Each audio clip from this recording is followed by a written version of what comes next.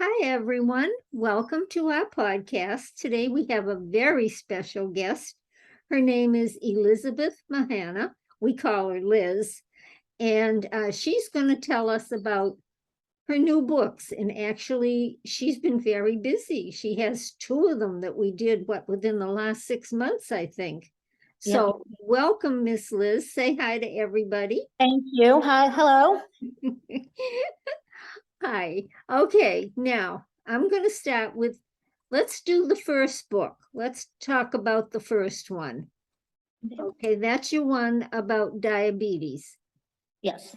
Yeah, that's the one we did about diabetes. Now, hang on, because I've got them both. I do. I'm just going to move them a little bit so I can get them up on the screen, although the listening audience won't see them. But I'll have the second one posted on the podcast. So let's see if I can get it up. Hang on. Ooh. Multiple, okay. Screen share. All right.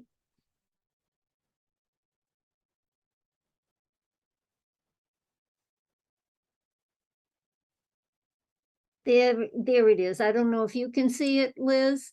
Yes, I can see it. Yep. See it? Okay, yep, there it is. That's your first book. Mhm. Okay. And tell us a little bit about why you wrote it. Well, the reason why I wrote it was I want people to know my journey with type 1 diabetes. I was 14 when I first found out that I had diabetes type 1. Type 1 is juvenile diabetes in children. And at first, it was very hard and, to change my lifestyle, and then I had many complications throughout, my childhood and into my teen years. And I just wrote the book just to, have the readers read it and see what my journey was like with living with type 1 diabetes. Yeah, and there were a lot of lessons in that book about not taking care of yourself and not being, I guess I'd say being good about taking care of yourself and taking your insulin. And I love I mean, you wrote it nicely. It isn't a sob story. It's very enlightening. It's very encouraging for people to, and it's very how shall I put it? It's very and well, I said enlightening, but it helps you understand better about diabetes. And I think you did a really good job. Well, thank you. I did, I told my story about, yes, it was difficult. I was 14. I was used to eating junk food and stuff. And once I got diabetes, I couldn't do that anymore. I couldn't have the soda or the candy. I had to go on a strict diet, carb counting. I had to take insulin 4 times a day, check my blood sugar 4 times a day. And, I was only 14 and I had to get used to that. And it was really hard. I thought in my mind that, oh, it's okay, I'll skip insulin today. But then, it wasn't right. And I had a lot of complications because I didn't do what I was supposed to do Yeah. with the diabetes. Yeah. And I know you were in and out of the hospital a lot too during the time you had diabetes. Yes, because I didn't, in my early years of living with diabetes, I didn't take care of myself and, not checking my blood sugars, eating what I was not supposed to eat, not sometimes skipping insulin. And so that led to other complications. And then I got sick with those. And then a lot of times, I was in a diabetic coma. I was having severely low blood sugars at 20 or high blood sugars at 1,010. And, I was in the hospital. I almost didn't make it. My daughter found me and saved my life. So Yeah, I know yeah, that it was very difficult. you did a whole chapter on that, talking about Katie and what she did and how she was smart enough, and she was young. she was smart enough to know what to do. So, Yeah. yeah. And how old was she Yeah, then? she was 7 or 8 at the time. Yeah. We taught Caitlin like at 4 to 5 years old what diabetes was. If you see mommy having a reaction, go get mommy the juice. What 911 was, at 4 or 5. So when she found me, she was 7, 8 years old, third grade, here in Yarmouth, and she was sleeping with me that night, and my husband was working, and she found me, and I was unresponsive. I had a blood sugar of 20, and she called 911. She moved the dog, she moved the coffee table, she went to the front door to the EMTs come in. So she did everything right to save my life. Yeah, she did. I know. And she's, she's been, well, both your husband, your mom, and Mhm. your daughter have been a wonderful support system for you. Yeah. Um, so let's get a little bit, let me see what I have. I do my cheat sheet. Hold on. Sorry, you froze there for a minute. I didn't mean to. I clicked on my list. So let's go. Oh, I know. You also got pregnant, and that was not, when you have diabetes, it's recommended that you don't because, Yeah. yeah, because of the complications. But you did Mhm. well. You did very Yeah. well. It was very unexpected too. I was living at home with my mom still at that time. Jeff was living with a roommate, my husband. And, you know, um, I didn't find out till I was 3 months pregnant. And the funny thing was the doctors at first said, oh, I don't think you can have children. So, and we weren't even thinking of anything like that. And then 3 months into being pregnant, I found out I was pregnant.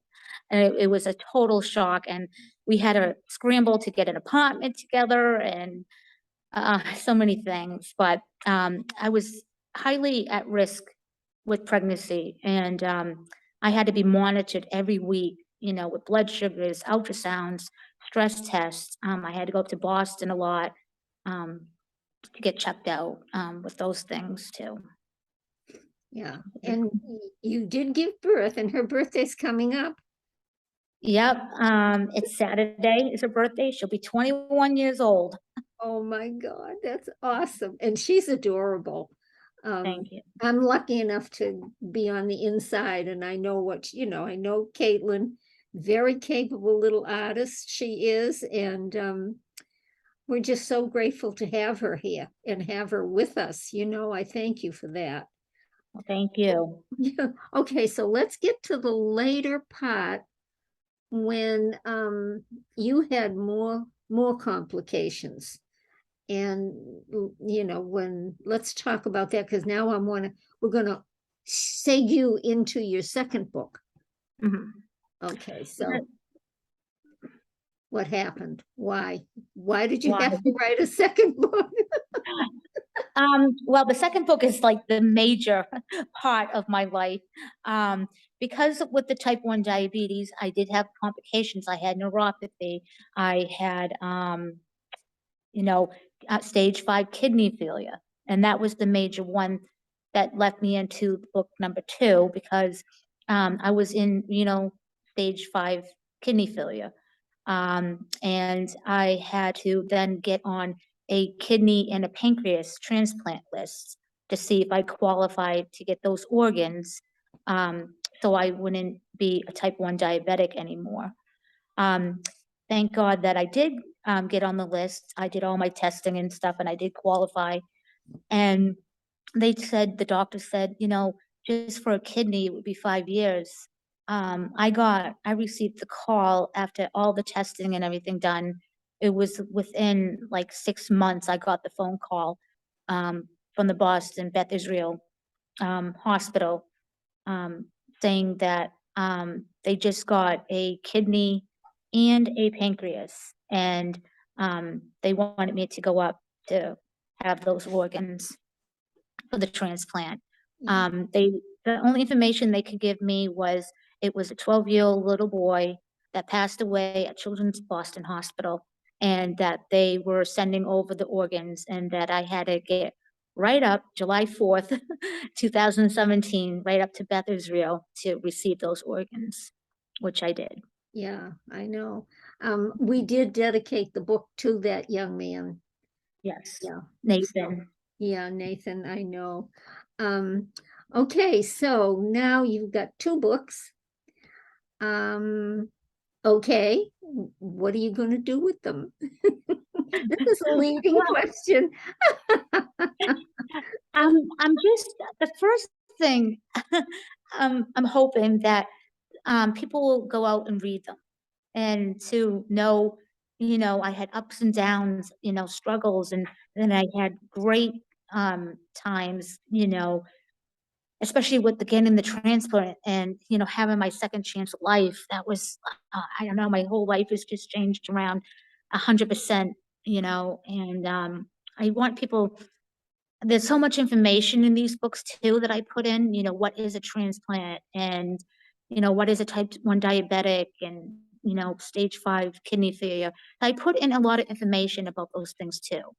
And I just wish that, people will go out and be interested in reading them to know what my journey is, because all people are different in their own ways, with their, um, type 1 diabetes or transplants. People, you know, are all different ways, to take care of themselves. So I just wanted to tell them my journey. And I Yeah. hope I could tell some too at the craft fair. Okay, see that was my next question. I wanted to lead you into that because you do a lot for kidney transplant awareness.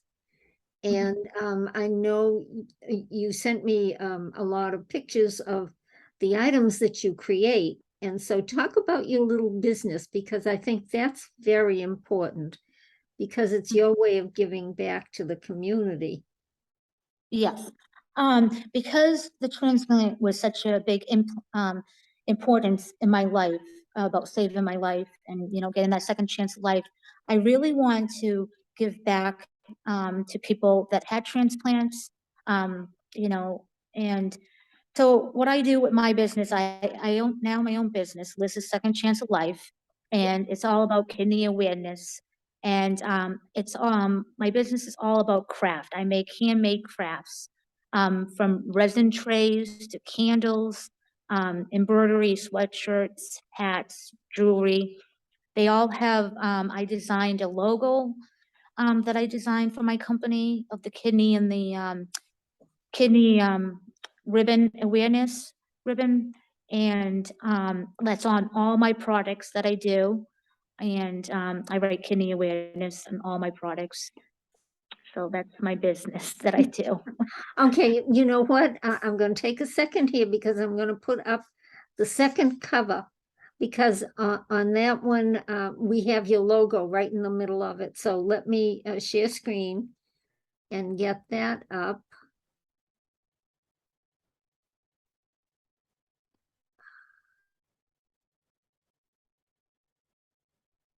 Oh, here it is. Okay, there it is. Can you see that now? Yep.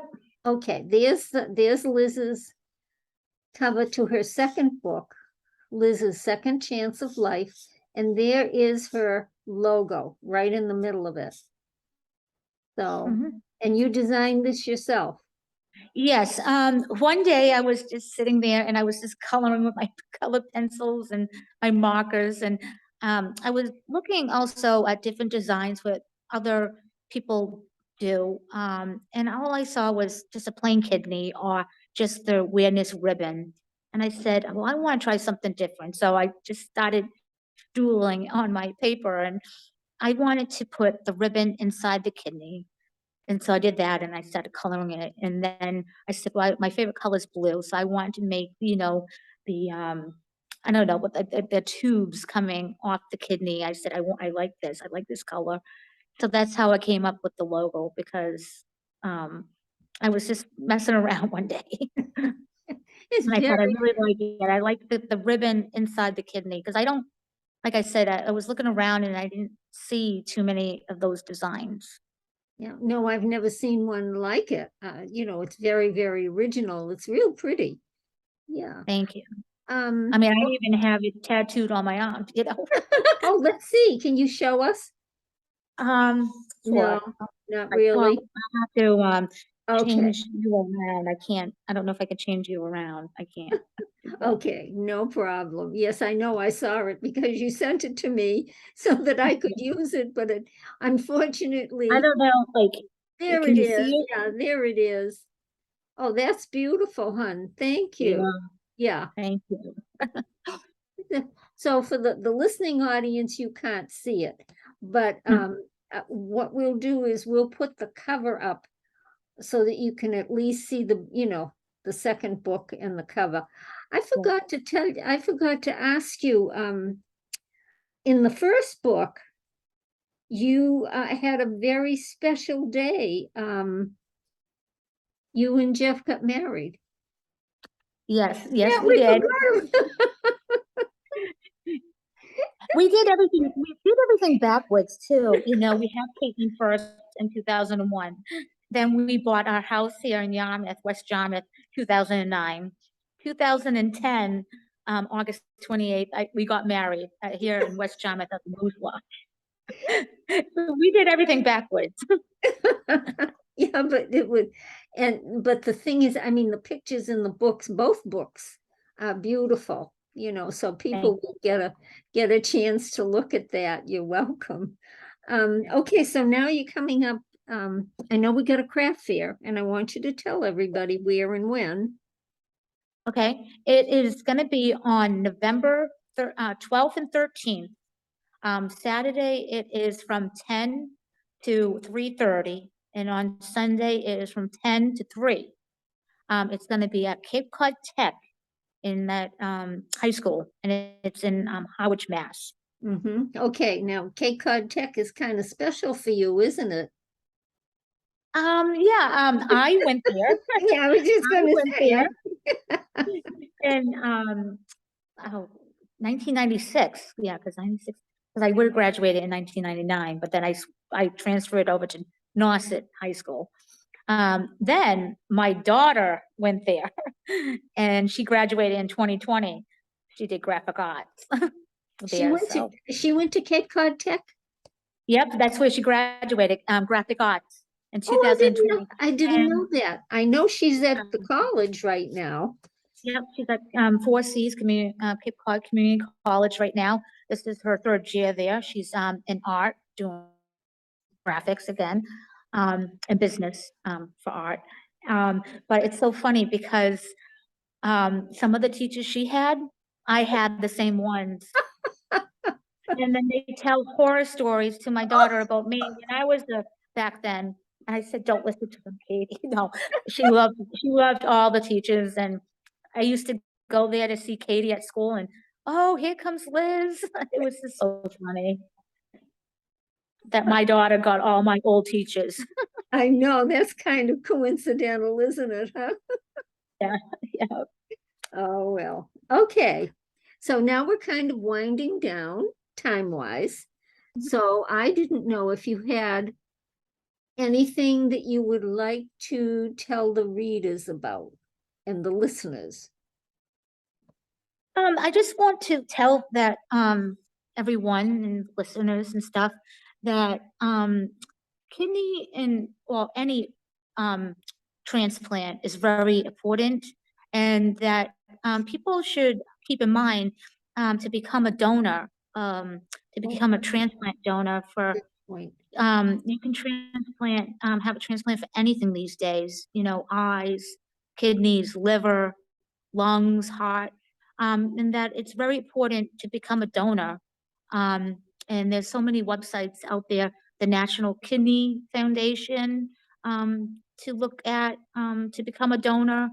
Where I got my transplant was Beth Israel in Boston Institute Transplant. You can call them. I have all that information also in the books, Yeah. um, to call up. But being a donor is very important. It saves lives. I mean, I'm just thankful for the mom and dad that donated their son's organs and that I got a chance to receive them to save my life. Yeah. Yeah. And now, is it all right to say, I think you know the parents. Yes, I Yeah. do. Yeah.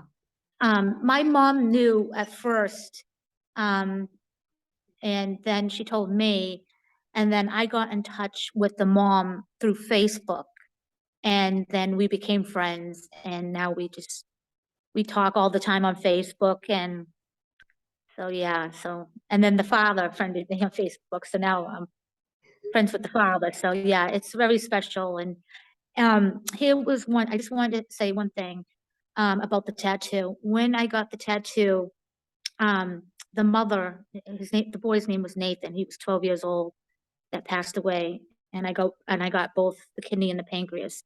But when I got the tattoo that day, I posted it on Facebook, and the mom saw it, and she said it would have been Nathan's 18th birthday, and he would have went and got his first tattoo. And Oh, so it was kind of like a symbol or something for me to get the tattoo that day, and he would have been 18 and he would have gotten his first tattoo. So there was like a connection there, she said, for yeah, her. I think so. I just got chills. I think it's wonderful. Wow, I didn't know that. Oh, Yeah, wow. that's what she said to me. We texted in a private message and she said that to me. I said, yeah, there must have been a real strong connection Yeah, I think to so. me. I think so. So, wow, on that note, Yes. can you think of anything else that you'd like to share? No, I'm just gonna say that, it's 5 years now, since the transplant, July 5th, 2017, and I just went to the doctors and everything is terrific. Everything's working, both organs terrific, and my health is perfect than ever, That's what I wanted to say. Okay. Well, thank you. I'm going to end the podcast. But you stay right there. I won't lose you. Well, So thank you. nice to have you here. Thanks, hon. Thanks for Thank being you. with us. You're welcome.